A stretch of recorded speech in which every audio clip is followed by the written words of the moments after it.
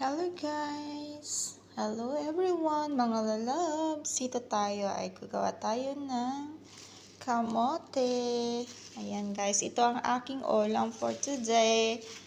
Ayan, nilagang kamote. Tapos yung iba guys, ikikip ko sa refrigerator para unti-unti may ulam ako. Lalaga ako lang yan guys. Or magdinengding ako ngayon. Tapos, ito guys, meron ako ampalaya. Tapos, sabi nila patula daw to guys. I-try ko nga kung patula nga talaga yan. Tsaka, may sila ako dito guys. So, ayan.